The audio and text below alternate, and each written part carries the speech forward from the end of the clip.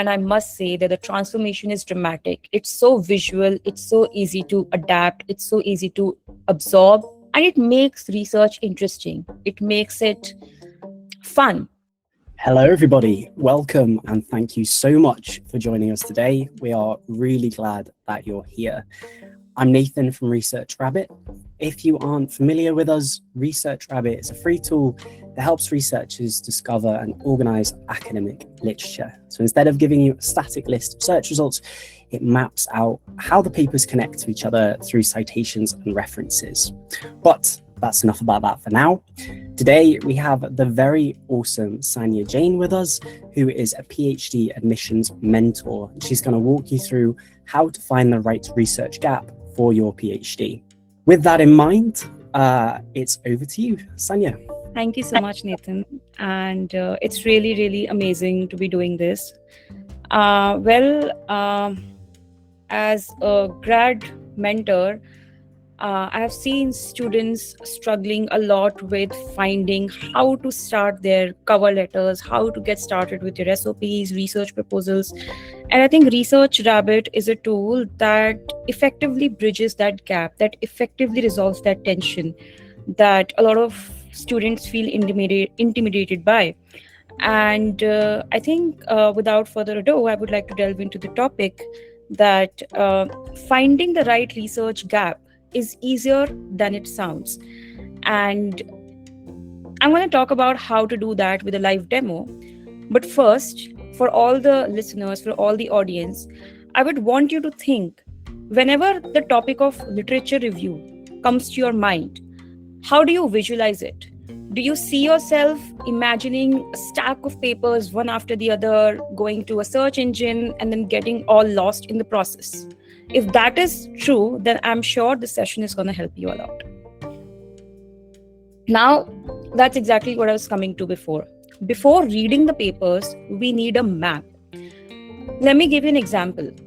If you went to a new city and you wanted to explore that city as a first-time traveler, and if someone gave you a list of this, if someone just gave you a list of places to visit, I think it will be very difficult for you to fathom how to explore that map.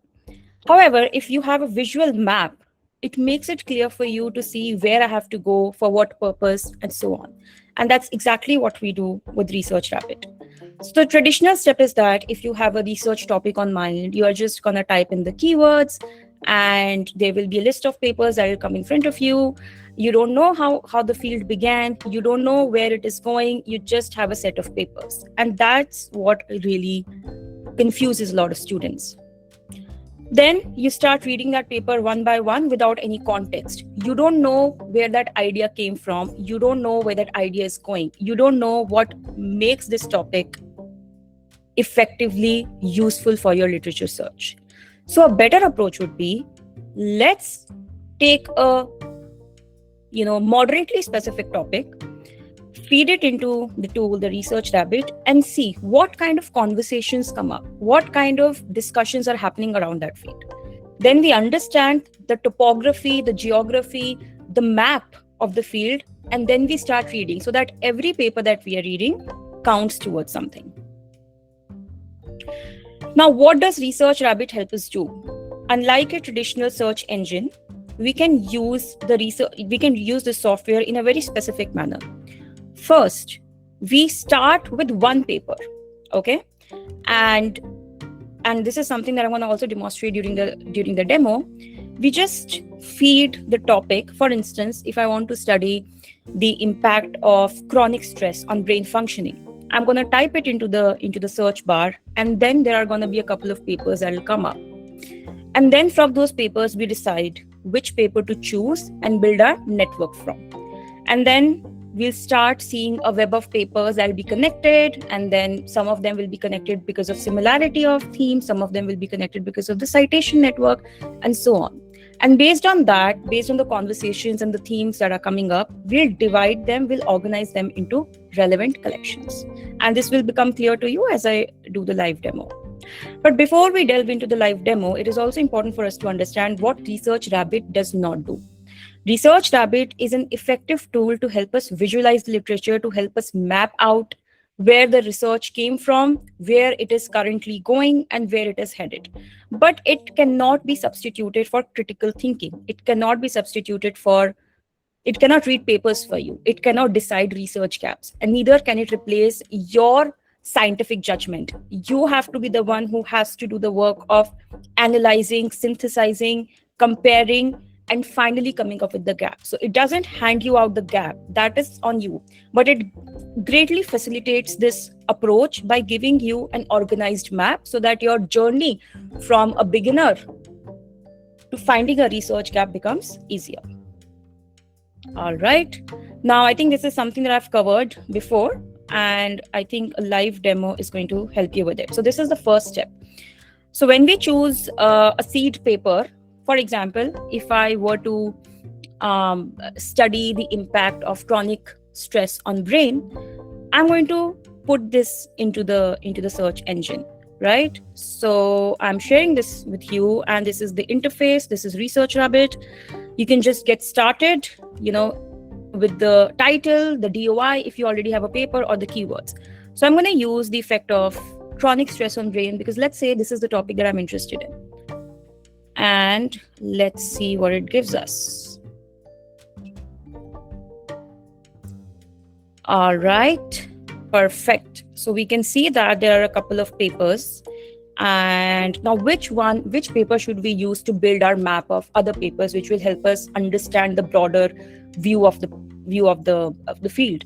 Now, it is important that we do not randomly select any paper. We need to have a paper which is cited enough, which is broad enough, so that the visualization map that we are building is wholesome, is comprehensive. So let's go through the topics and decide which one should be a seed paper and which one we should leave for now. So I think this paper by McEwan in 2017, let's see what it says. It is basically talking about the brain, the neurobiological and systemic effects of chronic stress. So this looks like a broad paper, and I think this could be a good seed paper. So we could choose this one. Yes, perfect. Then we also see the effect of chronic stress on health, new insights into molecular mechanisms of brain-body communication. This seems like a comprehensive choice as well. We can use this as a seed paper to build our further map. I think this one is also good. This is quite a recent paper. And we have the effects of chronic stress on the human brain. So there are two ways that you can do this. I'm just using the title of the paper to decide which one is going to be my seed paper, but you can also go through the abstract, right? When you click on this, you can read the abstract and then decide for yourself if this is a relevant seed paper for you or not, right? All right, perfect. So I'm seeing that I have selected 3 papers, and I'm going to start my search to see what these 3 papers lead to. So it's gonna do a deep search of the papers, and then it gives us something so exciting. But before we get into this, I would like to bring this to the fore that it's not always true that the research network I will see, it will be the same for you, even if you type the same keywords, because ResearchRabbit is an exploratory tool. As the database gets more and more updated, your network might look different from mine. It might look different from another researcher who's used the same set of keywords. So it is not going to be 100% similar, but the approach remains the same. The principles remain the same. All right. So I think let's try and make sense of this map and what it tells us. So this paper, as you can see, these dense organization of papers around Lupin 2018, it seems like this is one of the most influential papers in the field, because so many papers below have cited them. So these bars, these arrows that you are seeing show the density of citations, show the density of similarity between between the themes that these papers are associated with. So now we have to start thinking beyond individual paper. What are these 3 seed papers and where are they leading us to? Let's try to think how our research visualization grows from those 3 papers that we started with initially to a broader network of papers. So let's see. Okay, so I think this is going to be an important paper. So I'm gonna look at the abstract and see. Okay, there is no abstract for this at the moment, but I think if you can view the paper, if you can click on the link, you will be able to see the abstract. Let's see something else. Okay, what is this paper? This is this is a rather recent paper. It's about hallmarks of healthy cognitive aging. And from the title, we can understand that they're talking about stress and aging, and they're talking about differences in age groups. So I think this could be an interesting part of my collection when I do the literature review. I can add it to my collection. I can add this to my collection. I can create a collection here, and I can give it a name so that similar papers who are coming within this collection can also be cited. So I can say that this is stress and okay. Let's do it this way: age differences in response to stress. Okay, and I've created this collection. Now, any other paper that is similar to this topic can come into this collection, which will make my literature review much easier. Then let's see what are the other papers that we can look at. Okay, let's see. The Scent of Serenity, lessons learned from olfactory enhanced virtual reality for stress reduction in isolated and confined environments. So the key word here is stress reduction. So it is a kind of an intervention that is being done to reduce stress. So I think I can make a collection for this as well. And then if there are similar conversations happening, we can work towards it. So I can make another collection called stress reduction. Okay, all right, next let's have a look at another, this cluster. If you are seeing this cluster, it seems to be that they're talking about similar themes. So let's see if this is similar from the collections that we've been talking about. So this is let's look at Mitchell 2026. They're talking about depression and aging, insights from brain age prediction models. So this is slightly different from stress because they're talking about depression. So I'm still not going to add it to collection yet. Then, okay, this is psychosis. Again, something more complicated than stress here. So let's hold it away for a while. Okay, then yes. Yeah, this is interesting. Here they're talking about predicting stress responses trajectories, differential contributions of limbic and prefrontal regions. So they're talking about the neurobiological or neuronal circuitry that underlies stress. I can make a collection for this because it's a different conversation than we've been talking about. Stress reduction, age differences, this is something new. So we can go to this and we can call it neuronal circuitry. Neuronal circuitry. All right. Okay. Then we have, let's see. Wow, this is interesting. They're talking about stress and pets. Stress, needs, and behavior, understanding chronic stress in pet domestic dogs. I think this could be useful if you're looking to do a review that does a comparative research between animal models and humans. So I can still use it in my collection. So I can make a new collection here and I can talk about stress in animals, right? Okay. Then we have this cluster. This looks interesting. So let's see this one. Decoding effects via neuronal and autonomic biomarker sensing for stress, depression, anxiety, and emotional regulation. Again, this goes beyond our scope of the review at the moment because it is more than stress. So maybe not right now. So you are seeing that we don't just add every paper to a collection. We have to be aware of the fact that our literature is focused on certain variables. And if we go further away from it, that is how the literature review becomes incomprehensible and unmanageable. So now let's say we have made 4 collections. Now we want to delve deeper into these 4 connections. So we can use these papers as our seed papers to see what the map looks like ahead. Okay. Let's go here. I'm going to select the papers that are now going to be my seed papers. They'll be fed into the network and we'll see. Okay, perfect. Now I'm going to search for these 5. Actually, I'm going to take this paper as well, which was my initial seed paper. So we have a couple of papers here, and then let's see what we find. Okay, now we have an interesting map again. So you can see that this person, Lupin 2018, remains influential as ever because he has been cited again. But then there is a newer cluster that comes up with this newer research, which has again been cited by a lot of newer papers. So let's see what kind of conversations are these researchers having. So if I take the first citation, well, this looks like something not immediately connected to our research. Well, this is also something broader in context. This is aging, not needed.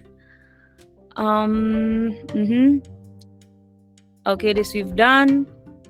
All right. Yes, this is interesting. This is a novel mechanism of exercise-induced cognitive protection. So maybe it could be useful at a later stage if we were trying to study the relationship between stress and cognition, but not yet.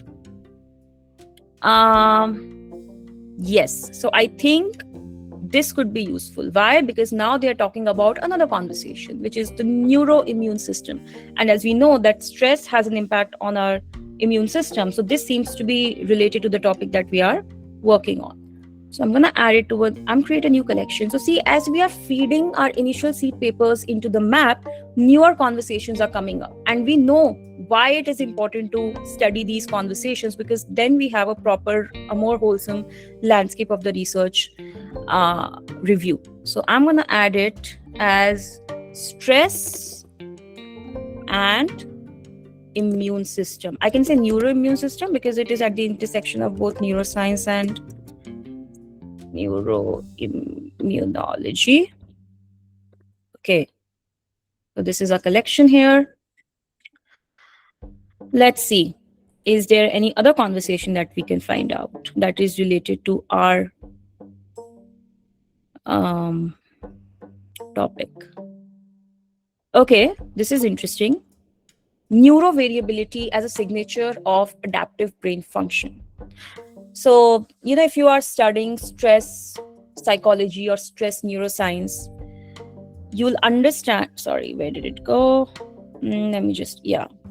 So if you are looking at stress, you know that stress is an adaptive ongoing process. So if you're looking at this topic, it is showing us that that neurovariability, that there tends to be individual differences, heterogeneity amongst people in their responses to stress. So I think this is interesting because they're talking about individual differences mediated by brain topography. Okay, I'm sorry. Yes, so I think you can add a collection here and then we can write stress and individual differences. Okay, perfect. Okay, so I think we have figured out newer conversations here, and this process can be iterated multiple times. I can select these papers again as seed papers, and then the map will keep growing. But before we get to that, I'm going to go back to the presentation and cover a few conceptual points so that you can integrate this live demo with how you have to use this in your PhD applications. So I think my screen is visible with the presentation. Yes, so I think we've covered the seed paper part, which was initially, which was the initial part of the presentation. Now we'll talk about, yes, looking beyond individual papers, and that's exactly what we were doing just a minute ago.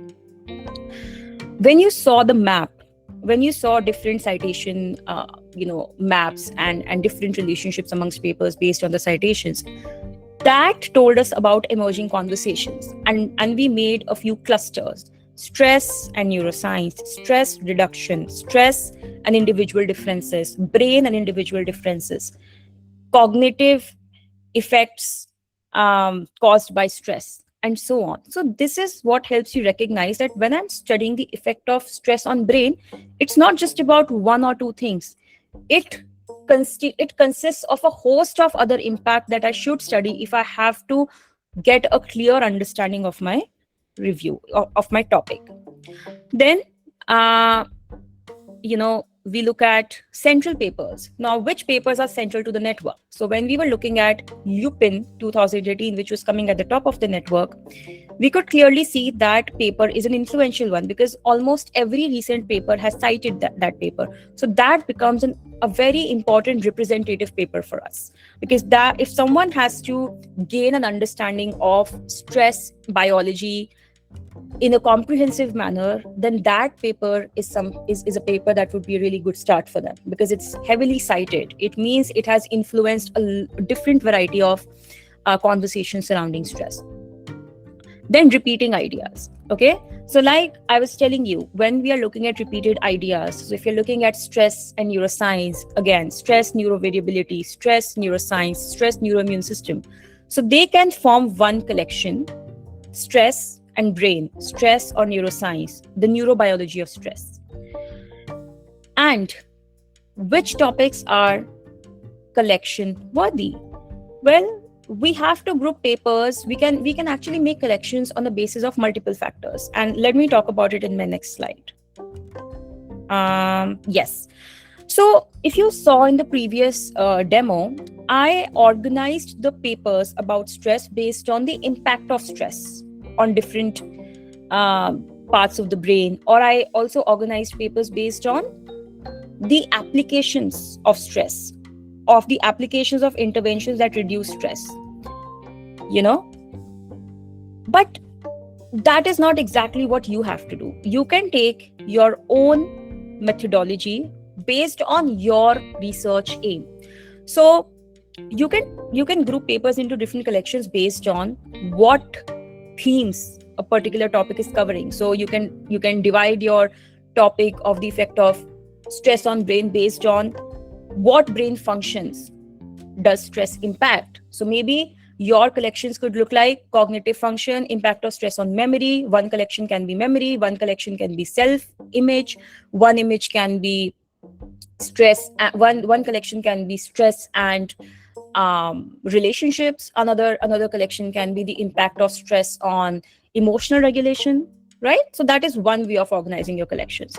But let's say if I am more more towards understanding the biological mechanisms behind stress, rather than looking at different aspects of stress or different impact of stress. If I have to understand the biological underpinnings of stress, I can also sort papers according to that. And then my conversations or my collections would look like something: the immunological mediators of stress, or the neural circuitry behind stress, or the hormonal impact of stress.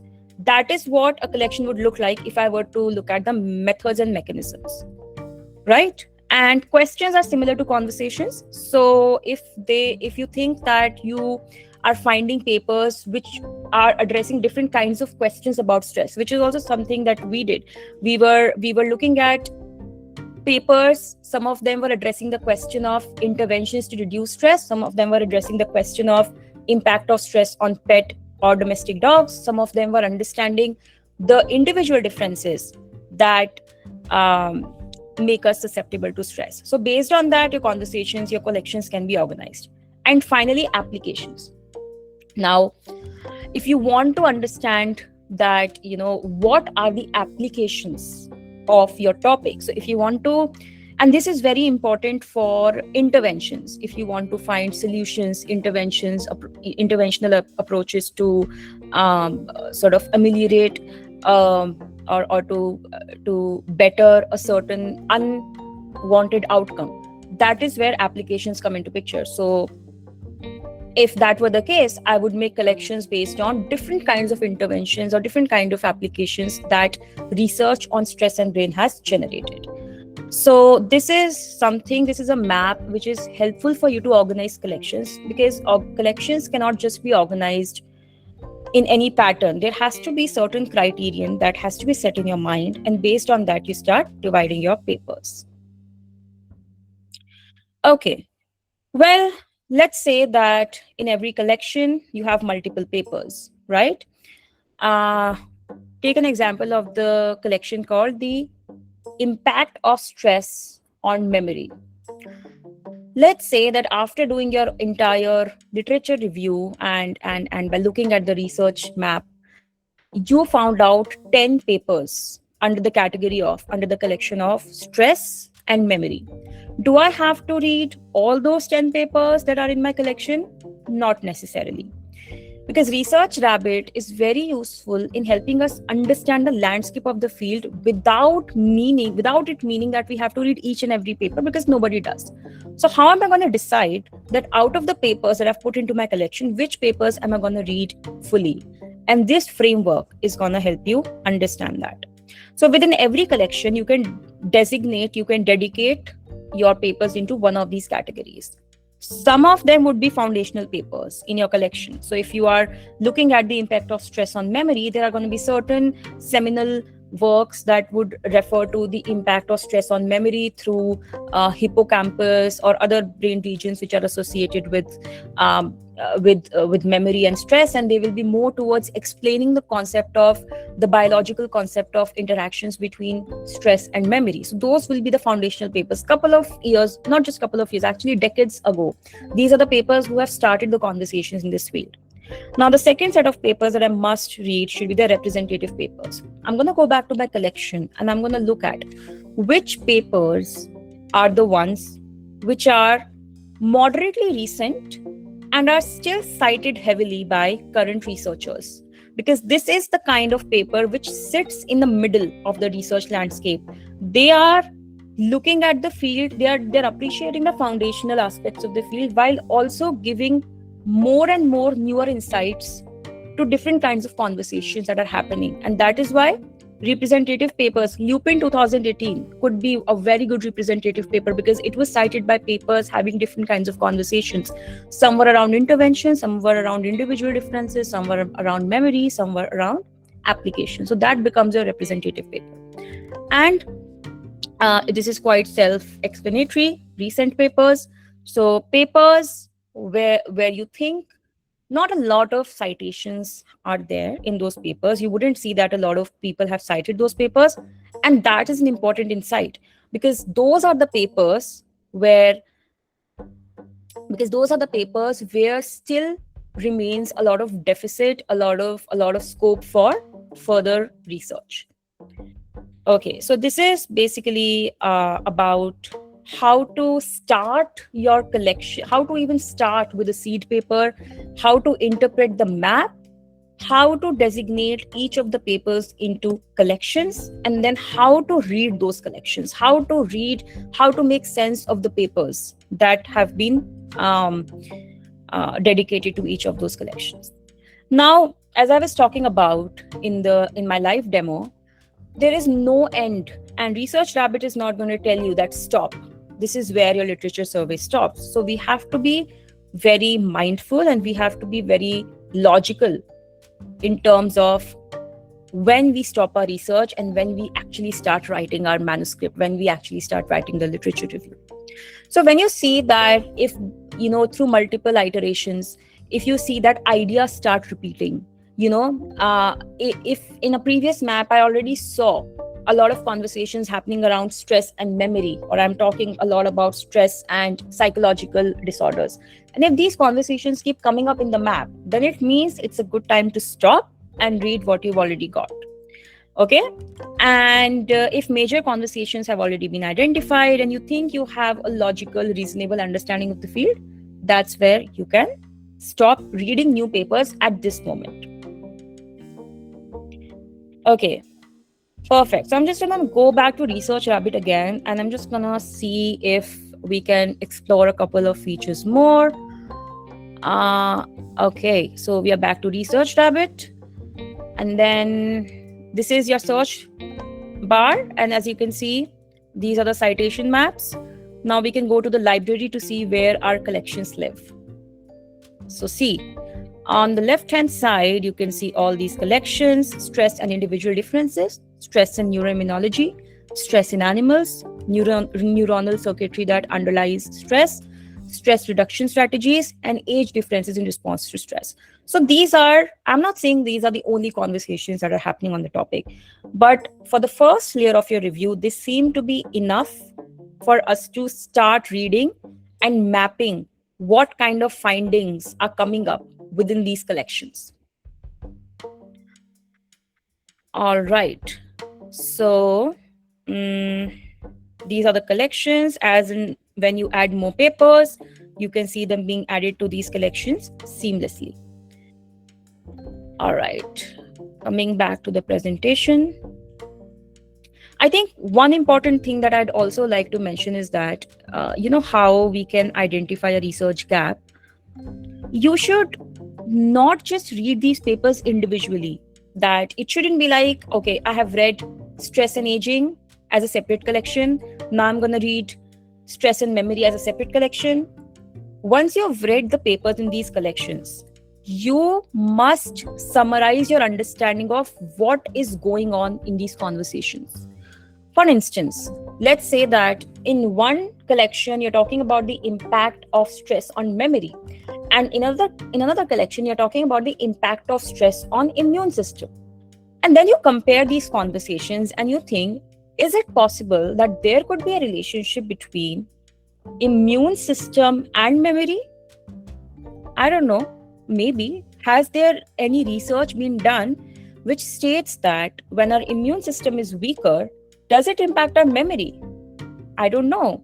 Maybe that's a research gap because I compared, I synthesized my collections between the impact of stress on memory and the impact of stress on neuroimmunology. And as you start developing your thought process in terms of the collections, you will start to see that some of the conversations are only happening from an independent dimension.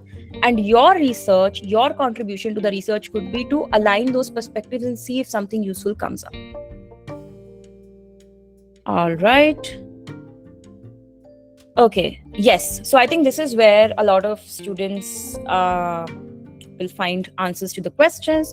So let's go through this and see how a statement of purpose or a research proposal would look before using ResearchRabbit and how it would look, how it will be revolutionized by ResearchRabbit if we look at these maps. So let's say that if you're writing a statement of purpose for your PhD applications, you might, if you're interested in stress, you might start your SOP by saying that I'm interested in stress and memory.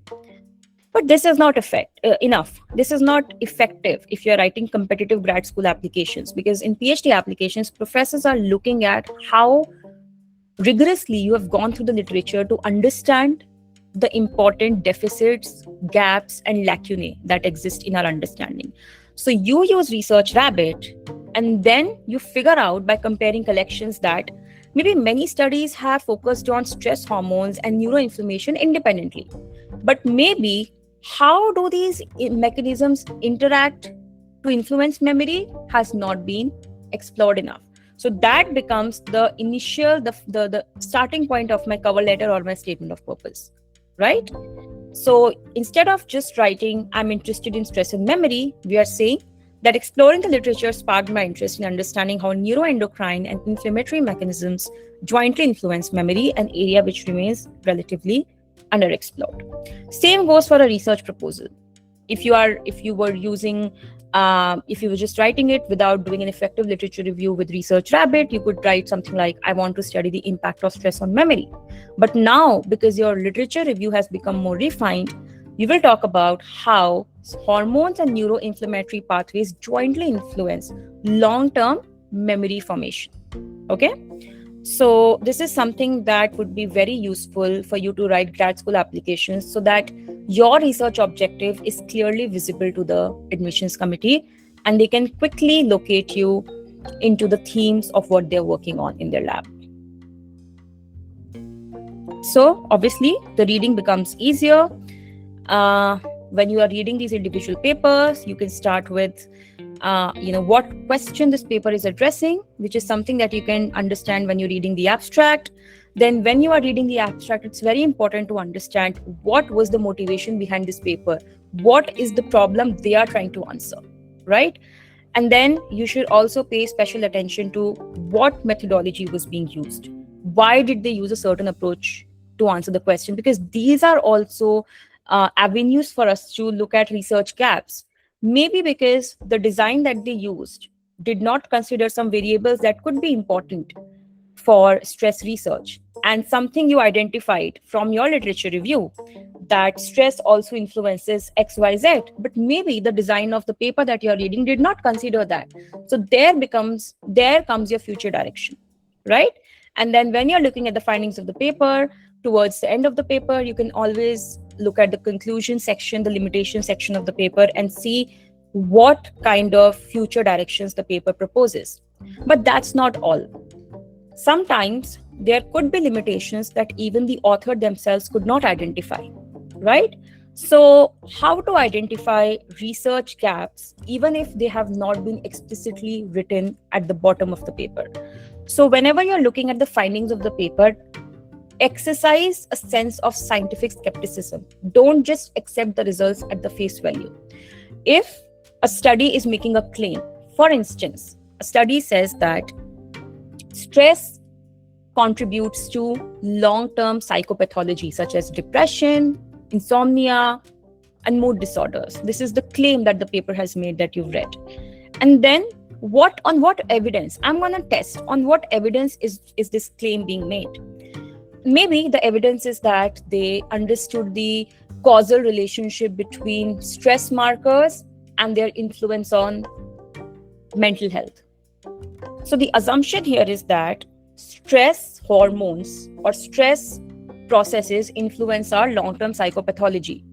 But there could be a weakness in this assumption, right?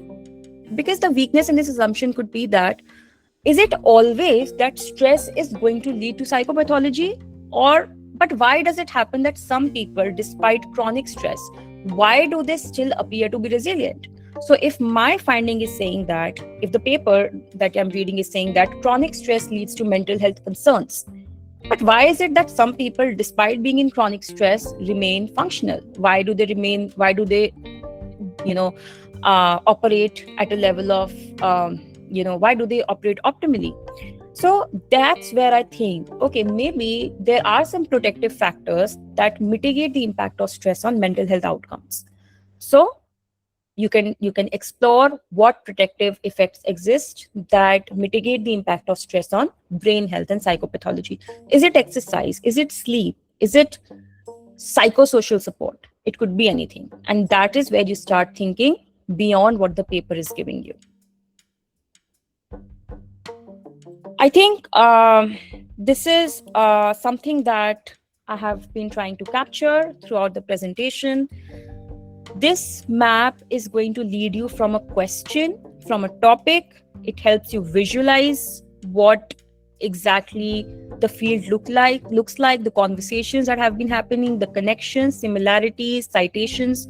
And based on that, you start figuring out the kind of conversations that are happening. It makes it so much easier and so much more convenient to look at a map rather than look at a list of separate items.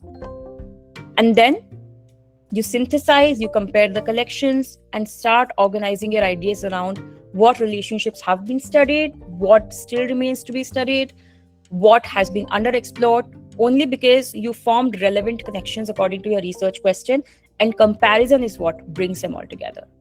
So now our approach is strategic and intentional rather than being intimidated by a whole stack of papers that we don't know where to begin and where to end. And I think this is it from my side. Thank you so much. And if you want to learn more about how to write effective graduate school applications and how to write research intensive proposals and cover letters, please follow me on Instagram and Twitter. My handle is your grad coach. And a huge shout out to ResearchRabbit. It has made my research and I have been using ResearchRabbit ever since I came across it to satiate my scientific curiosity, and I've been helping my students using ResearchRabbit to build strong research proposals and cover letters. And I must say that the transformation is dramatic. It's so visual, it's so easy to adapt, it's so easy to absorb, and it makes research interesting. It makes it fun, and it doesn't intimidate you anymore.